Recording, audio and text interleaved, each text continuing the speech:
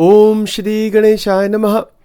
Om Vakratunda Mahakaya Suryakoti Samaprabha Nirvignam Kurumedeva Sarvakareshu Sarvada. Om Ganganapade Namaha. Om Guru Brahma Guru Vishnu Guru Deva Maheshwaraha Guru Reva Param Brahma Tasmai Shri Guruve Namaha. Sarva Mangala Mangalle Shive Sarvartha Sadike Sharanyatrambake Devi Narayani Namostute Ya Devi Sarva Bhuteshu Mahalakshmi Rupena Samstita. Namaste Namaste Namaste Namo Namaha. Om Namo Narayanaya. Om Namo Bhagavate Vasudevaya. Om Namah Shivaya. Om Shri Hanumanji Maharaj Ki Jai. Welcome to Nitya Satsang. Today is the 17th of October 2025. I want to offer my prostrations to all the great sages and to Bhagavan residing in the heart of every single being at all times. We are continuing to examine Ashtanga Yoga in connection with in connection with Prema Bhakti and the living liberated state. The living liberated state is called Jivan Mukti, and to reach such a stage of life, such a state of living, where one is 100% freed from inside, while simultaneously brimming with bhakti, that bhakti is opening further, new forms of bhakti. They're continuing to open without saturation, without getting diminished, without getting damaged at all. Is it possible to reach such a stage of inner development? Yes, definitely it is possible. Definitely. But of course, the requirement is one of internal purity. This is what we are talking about right now in the second stage of Ashtanga Yoga. The second stage is called Niyama, which has 5 components: Saucha, Santosha, Tapas, Swadhyay, and Ishwar Pranidhan. We're going to be looking at these now for the next week or so, maybe longer. Let's see how much time it takes us. Yesterday we started opening the subject of Saucha. Saucha means cleanliness, purity of the body, mind, and the environment. Cleanliness is necessary. It is like polishing a mirror. You know, if you want to use a metaphor, polishing a mirror so that it reflects light clearly. Similarly, our mental mirror has to be polished so that clarity and lightness is just, the opening of the Atman really happens. There's more receptivity in Saucha. We become receptive to Brahma Vidya. Brahma Vidya is not something that just somebody can read and all of a sudden we are a Brahmagnani. It's not like that. Brahma Vidya is that wisdom, that vision, along with prema, with love for God, where this cleanliness is absolutely necessary. It is Saucha, it is Sattva Gun, it is purity. And it is the foundation of all the other disciplines in the second stage of Ashtanga Yoga. Now, having said that, please always remember, we're living in the midst of this practical world with so many varieties of anubhav. So experiences are encoded as imprints, psychological imprinting process. We talked about this a bit last several days also, where there are imprints, traces, subtle sediments left in consciousness by past experience. Here this word consciousness means psychological consciousness. I just want to be very clear, when we use the word consciousness, there are 2 levels of using that word. One word is the psychological consciousness which is within the antakarana, our mental experience. That is one use of the word consciousness. The other use of the word consciousness is chit, C-I-T, Sat Chit Ananda. Chitta is that Atma Tattva, Brahma Tattva. So that is another use of the same word, right? So we should be very clear which use we're using, which use we're talking about. So when imprints, traces, and subtle sediments are left in our mind, in our psychological consciousness, by experience, by past experience, these are called psychic residues or psychological residue. I hope that makes sense, right? I hope you understand. So in Sanskrit, or we say Sanskrit, in Sanskrit, there are three words. We'll get to your question in just a second here. Let's just cover these 2 points now, then we can open it up for discussion. You can ask questions anytime, no problem, please. It's perfectly okay. There's 3 words I want you to keep in mind regarding these psychological residues, and that is vasna. The word vasna means habitual tendency or fragrance that lingers after an experience. So that is what is the interesting development of this word vasna in Sanatana Dharma. Habitual tendency, one way to understand. Also, it's the internal fragrance that lingers after an experience. That is also vasna. The second word is sanskar. Sanskar means mental impression engraved by thought, speech, or action. So that is a mental impression. It is engraved inside our thoughts, by thoughts even, by speech and by action. That is called sanskara. For example, when we are doing this, as we're doing morning satsang every day, we listen to mantras, bhajans, stotras, all that, Radhashtak and Shivashtak and all these beautiful mantras and stotras we listen to every day. What is that doing to us? It is creating Shubha Sanskara, Divya Sanskara, mental impression by listening, by our thinking, by our talking, right? So and then there's also Ashubha Sanskara. So psychic residues, there can be vasanas that are Shubha Vasana and Ashubha Vasana. Sanskaras can be Shubha Sanskar, Ashubha Sanskar. And mala is the third word. M-A-L-A. Doesn't mean mala, this mala. No, not that mala. It means mala. Mala is impurity. Mal. Mal is another word in, I think, Gujarati, Marathi, some other languages. Impurity or residue, obscuring clarity. That is its meaning. And in the Shaiva Tantra tradition, this is talked about a lot in Shiv Upasana. Shiv Upasana is such, Bhagwan Shankar ki bhakti का purpose ही ये है कि ये सब मल bill सब खलास हो जाए totally. So this is the third point. So in Sanskrit, these psychological residues correspond to 3 specific terms: vasna plus sanskar plus mala, M-A-L-A. So each represents a different density of psychic residue. The density, how strong is this psychological imprint inside? And then that manifests from gross behavioral habit to the subtle energetic distortion in perception, which we will talk about. But there is a question, someone has a question. I'll hit pause here so you can ask the question, and then I'll repeat the question and try to bring some light into that. So go ahead and you can ask the question. Someone wanted to ask a question.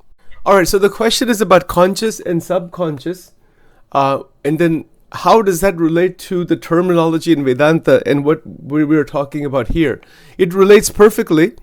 The conscious mind is what we are aware of in our immediate experience. Like right now, Sachin is conscious of all of you and my room that I'm sitting in and the computers and all that. So there's conscious, I'm conscious of that.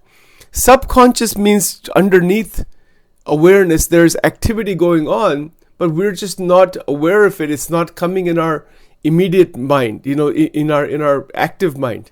So that subconscious is called chitta, C-H-I-T-T-A in Sanskrit. Chitta is the storehouse of memories. Now again, the manas, M-A-N-A-S, that's the word in Vedanta for antakarana, that manas and chitta are related together. Manas is our conscious mind, is our active mind, is our thinking, our thinking mind, etc.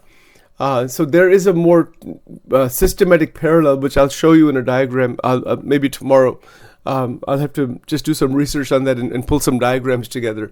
Because there's 2 different systems here. One is the Vedanta system and the other is the psychology system. So in the field of psychology, these terms developed over time. Conscious mind, subconscious mind, unconscious mind, right? But all of this is covered in Vedanta. Is covered in the word antakarana. Antakarana is even a more accurate description than all these terms inside the psychology. Why is that? Because karana means instrument. That first of all, it's a mechanism, it's an instrument for experience. And it's an instrument, but it's also having great energy. It also has various functions. So the manas is to have sankalpa, is to think, the thinking process, thought process. So that is manas, but manas also has emotions. We have our emotions and bhav inside there too. You see, so it's not just raw thinking, there's thinking and emotion. That's why I created the TEMDE framework. Thought, emotion, memory, desire, energy, to pull all of these ideas together. The TEMDE has everything inside there. You see, so yes, the subconscious mind is also present. There's also the unconscious mind. So the unconscious is something which we are not at all aware of. So the Vedantic masters talked about that as chitta, CHITTA, storehouse of memories from this life, from past lives, from millions of lives. It's all stored there. It's just not accessible. Unless you do certain kinds of meditations, it will not be easily accessible. It may not be, past lives, we don't remember past lives for the most part. Some people do, right? Once in a while. And only for some time, and then it's all forgotten. Because it's too far gone. And the power of Maya covers it up. So that's one way to think about this. And also the word consciousness. This is an English word, right? So it has broad meanings. Again, it's just a word that really just means we are having our first person experience. We are conscious of our experience. There's experience, anubhav. I'm conscious of it. So that is what that means. I hope that helps. Is there any more question about that? Does that clarify? Okay, so one straightforward way to understand that, okay, because it can get very confusing. We want to keep it very simple and straight. Because we're talking about two different systems and then try to correlate them. So first of all, try to understand it this way: that when we consider mind, when we use this word mind in English, that is called antakarana, manas, buddhi, chit, ahankar. That is called antakarana. Now, we can classify that in another way: thoughts, emotions, memories, desire, energy. That is the inner world. You see, so that internal world is called antakarana. Now, having said that, how does that correspond to conscious mind, subconscious mind, unconscious mind? So all of this, conscious mind, not consciousness that Vedanta is talking about, that super consciousness, or the Atman, that don't bring, see, that's a different use of that word. That's why this gets confusing. So leave that aside for the time. We're talking about only mind. Conscious mind, subconscious mind, unconscious mind is all inside antakarana, manas, buddhi, chit, ahankar. If you combine these four together, that is the same as conscious, subconscious, unconscious. Does that make sense so far? So if you use language, this is the right parallel, right? Yes. Now okay. It is, yeah. Okay, now take it one step further. When we say that the knower of the mind, the drashta, the words in Vedanta are drashta, sakshi, the knower, so that knower, drashta, sakshi, the witnessing consciousness that is talked about, that is the Atma Tattva. That is who you really are beyond the Antakarana. That is the witnessing consciousness. That's what Vedanta is talking about. And that is called Atma.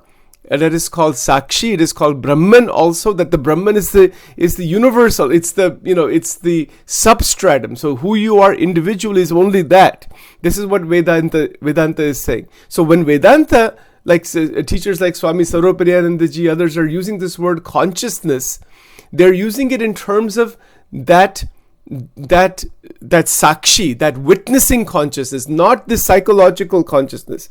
This becomes, you see, so when J. Krishnamurti uses the word consciousness, he's using it in terms of the psychological realm, the conditioning realm. The people get confused about that too. You see, so he uses the word awareness for the word Atma. He doesn't use the word Atma. So how these words are used by different teachers is very, very important, so that we don't get confused by this. And it's a great question, because it shows that you're really trying to study this stuff carefully. Yes. So I hope this makes it clear now that when we say consciousness, specifically in terms of Vedanta, we're talking about Chit, C-I-T. That's the actual word. Sat, Chit, Ananda. Sat means that which is Satyam, truth. Chit meaning that which is aware, that which is conscious, that which is alive, aware. Not the mind. That's not referring to the mind. The mind's power and experience is because of Chit, C-I-T. It is not Chit itself. Okay, so that is a difference there. It's like a light bulb. The light bulb has all the filament and all the structure inside there. There's a light bulb structure, but there's energy that goes once it is activated. There's Shakti that is activated. So Sat, Chit, Ananda is the Atman, the pure consciousness. That is the realization, but that has energy also. So now this is where the psychology field doesn't know about some of these things. It gets very confusing. Psychology is not even at 5% level of Vedanta. You see, so this is where psychological realization, the Vedantic realization is much more advanced. The energy of the Atman is called Shakti. That is our Shakti, Gnan Shakti, Ichha Shakti, Kriya Shakti. And there's many other kinds of Shakti also. These are all forms of energy. They enliven the antakarana. For example, a light bulb is not going to shine, it's not going to produce any light until the electric current is turned on. Once it goes in there, then the light comes. Similarly, our body, our mind, our senses, our entire activity of life is because of Shakti.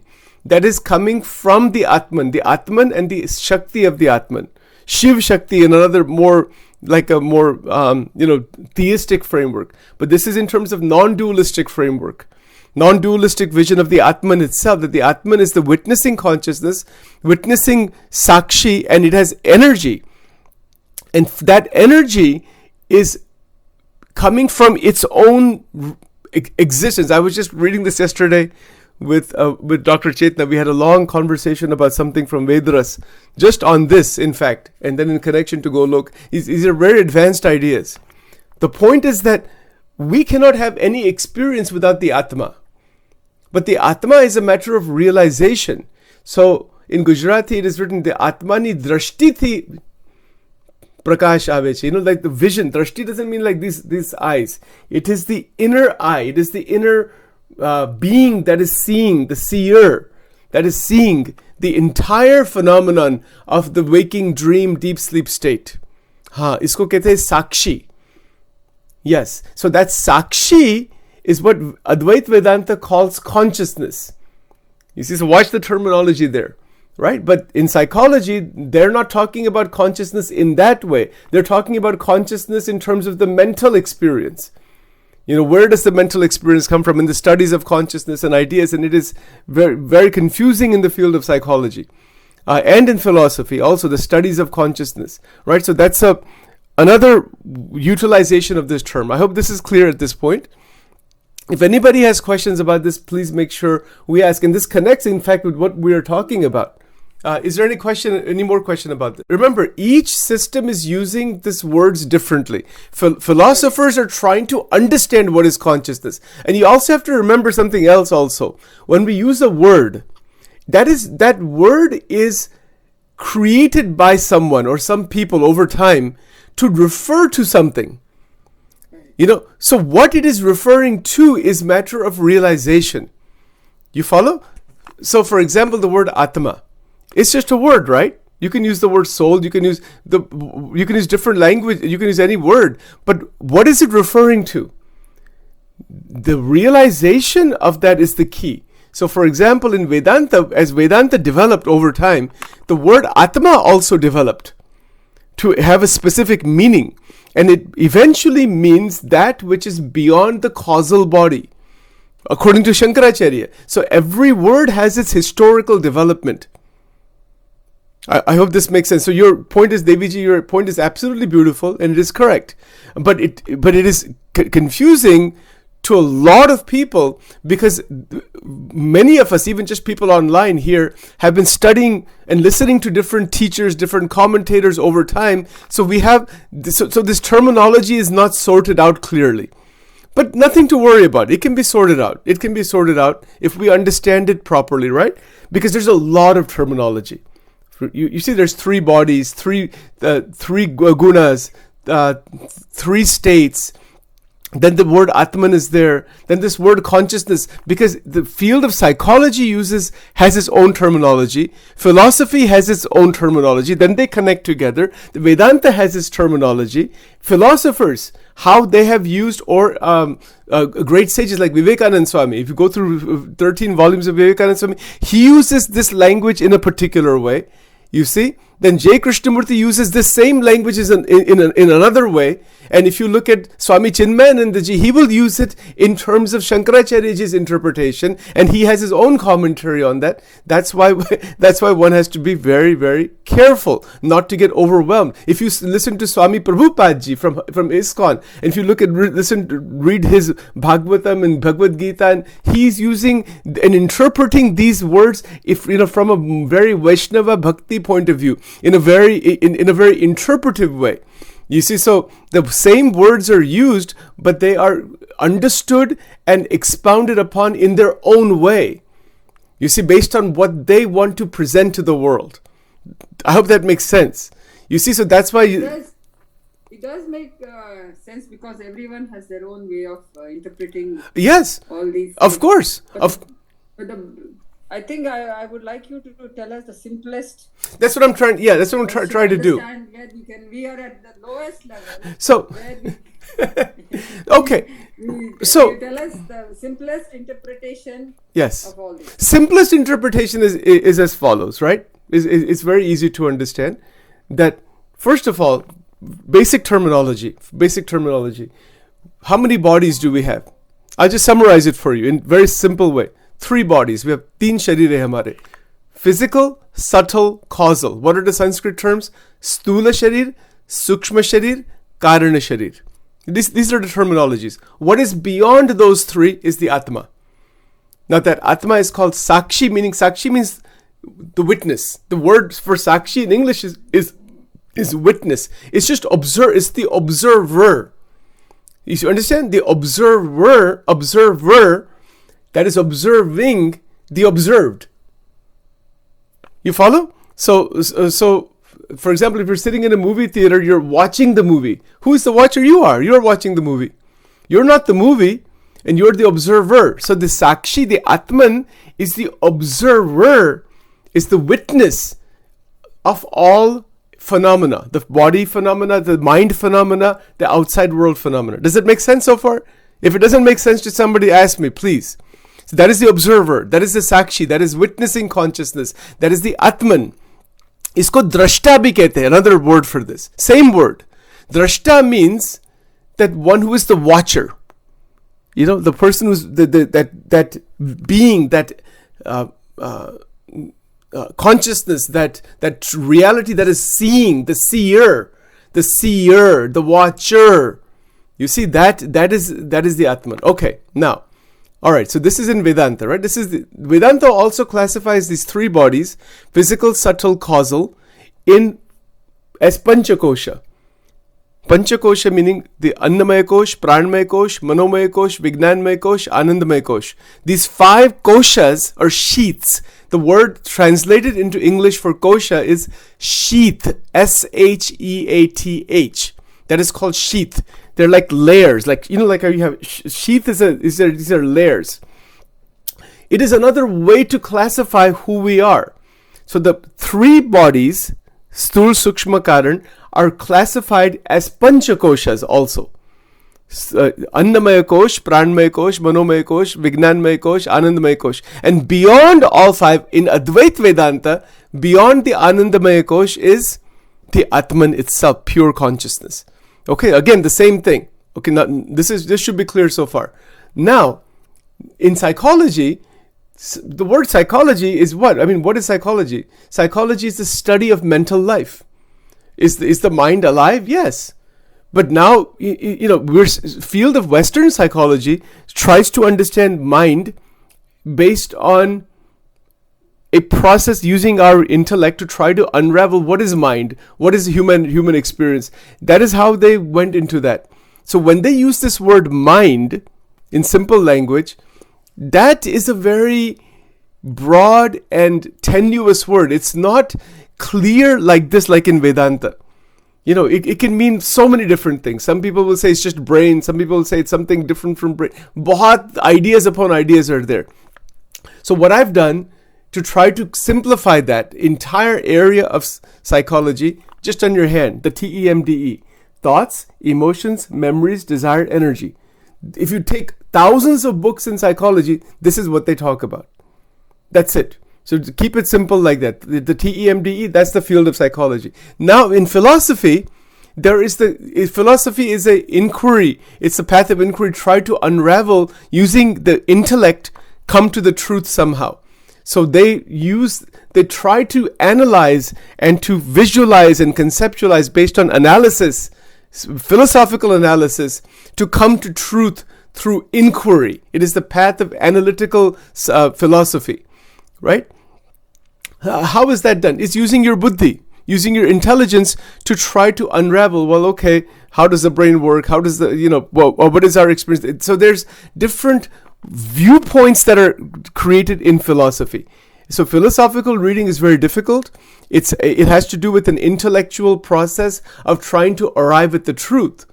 And what tends to happen in that, there's so many different perspectives simply because they are all seeing the same phenomena, but they're seeing it from different points of view. And that's why they think one is more fundamental than the other. It's an intellectual journey. It's very, very difficult and very confusing, you see. But philosophy is an analytical endeavor.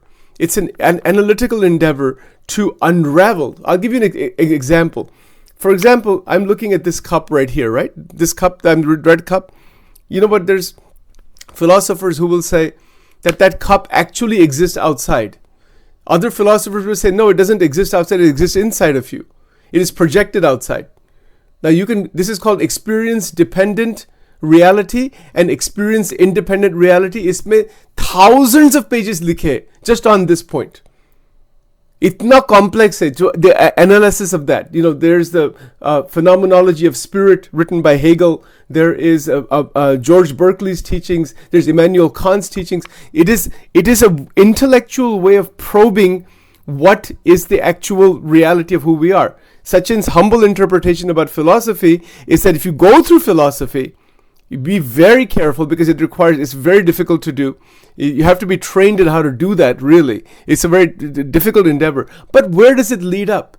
It leads to the border of the buddhi. This is now comparative. Hamari jo buddhi hai, there's a boundary of the buddhi. And this is what J. Krishnamurti talked about as the boundary of the intelligence, the psychological intelligence itself. Philosophy is stuck there. The whole professional field of philosophy is almost dead.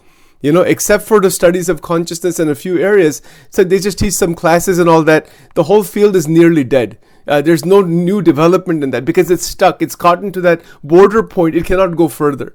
The only thing left to do is to meditate. Bhagwan ka naam lena. That's the only thing left to do, even after so many thousands of years of analysis. Because all the other disciplines have come out of philosophy.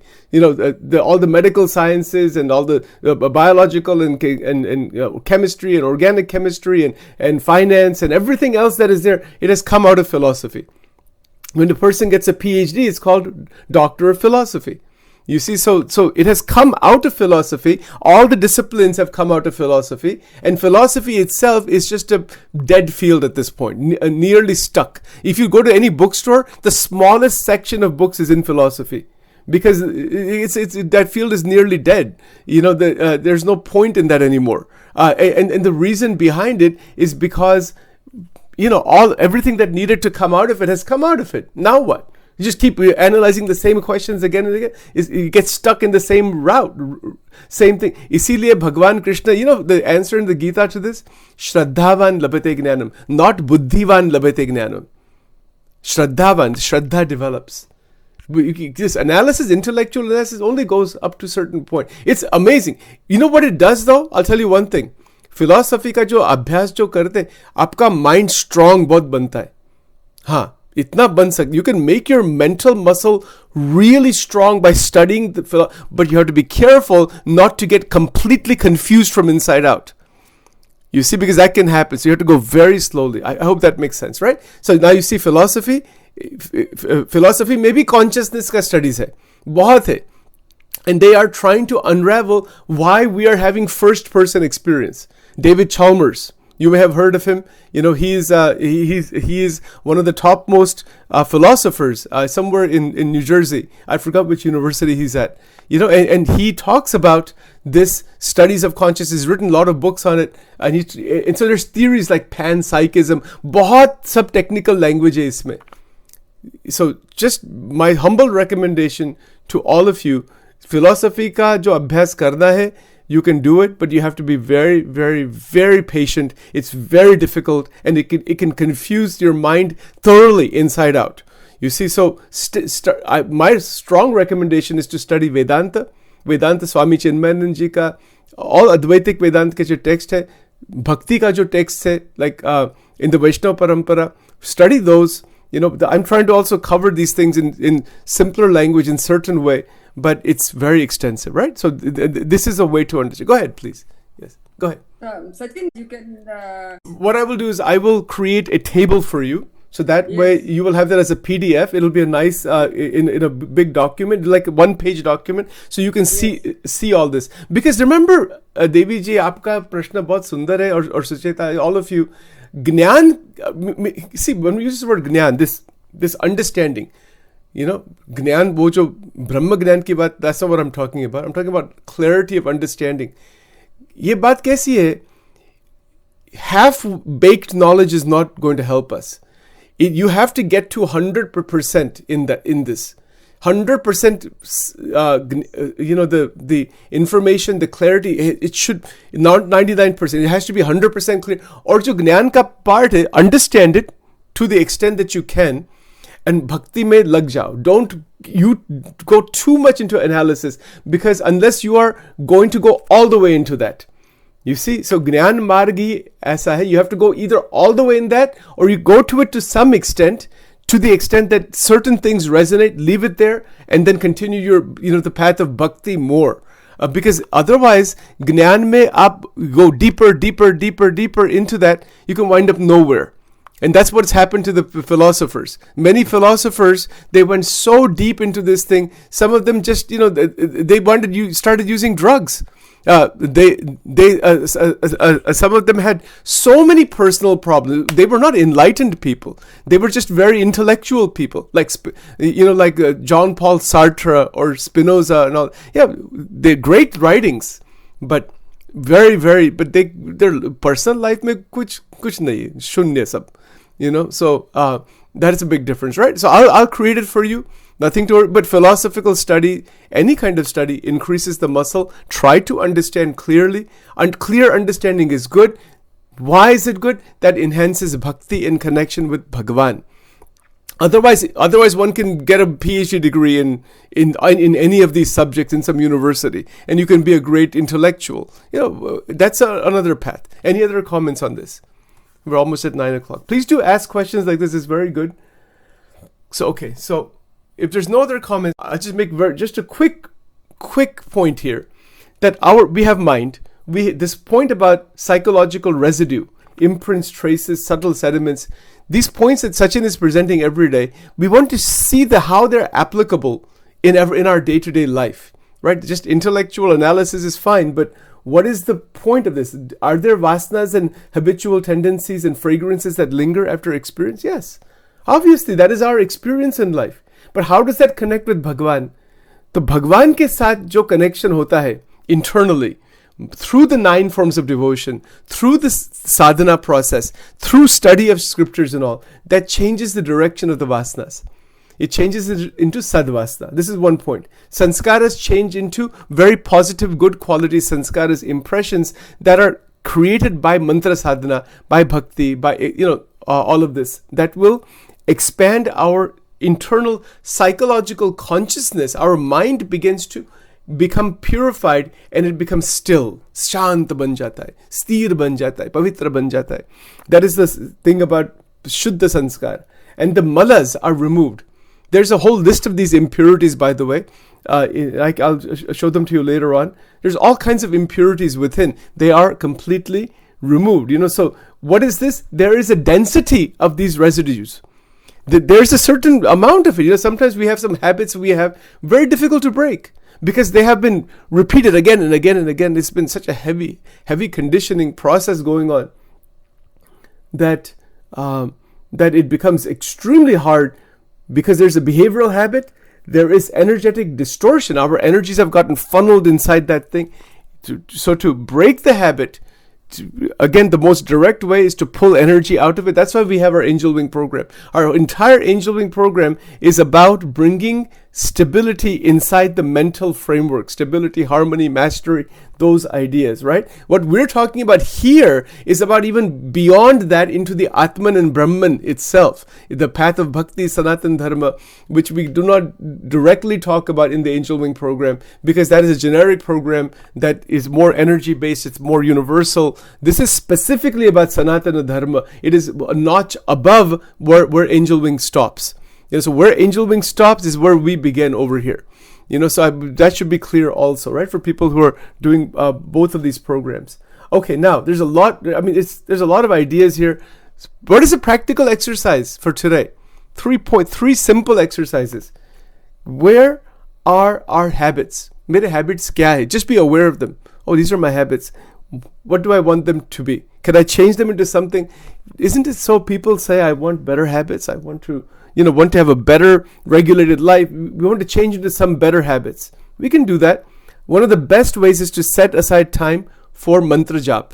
Bhagwan ka jo naam is set aside time. 3 times a day, 5 times a day, every hour if you want. 5 minutes, 10 minutes. Aap kar sakte hai. You can develop a new habit. So that's a very good thing. Particularly towards Bhagavan. That changes the sanskars, it removes the malas. So simple thing is taking the holy name or reading, let's say 10 shloks of the Gita or the Bhagavatam or some scripture systematically, listening to bhajans, for example, Vishnu Sahasranam, or for example, like in my case, every Friday we do this Shri Suktam. We've been doing it now. We just are going to do that. Unless there's some reason that I cannot do it, it'll be done every single Friday at 10 o'clock. Wo time hi iske liye set kar de. Now it becomes a habit. Now it becomes like, okay, I have to do this now. I'm going to do it now. Sometimes if a thought comes, it doesn't, thank God. But if it comes, oh, let's skip it today, let's do this. Then that breaks the intensity. So any sadhana done regularly, consistently, without break, it builds a tremendous force. And it helps us to get rid of the distortions from inside. That's why we do satsang starting sharp at 7:30 every day. We do the Ashtotar Namavali or the Atharva Shirsha of Ganeshji. One of those mantras is done every single day. That gets embedded as a sanskara inside our system. It will do its work.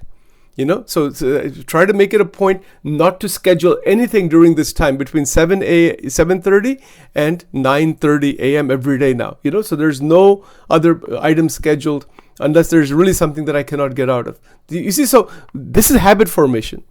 Try to recognize what they are. All of you who are online are coming on this program every day. Keep coming. Keep this path alive. Keep progressing. And day to day, eventually, जीवन मुक्त स्थिति बन जाएगी.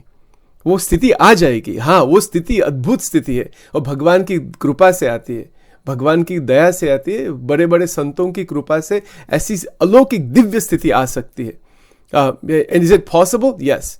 Is it going to happen in our lives? Absolutely. 100% it will happen.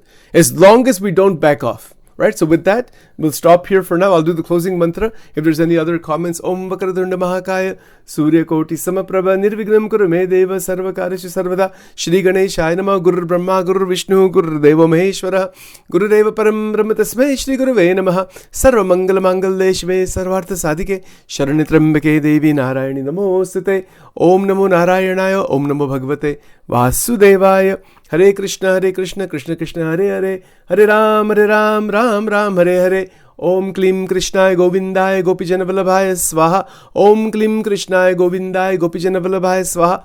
Om Klim Krishnaya Govindaya Gopijana Vallabhaya Swaha. Om Durge Rakshani Tha Swaha. Om Aim Rim Klim Chamundaya Viche Swaha. Om Shri Radha Krishna Arpanamastu. Om Rim Swaha.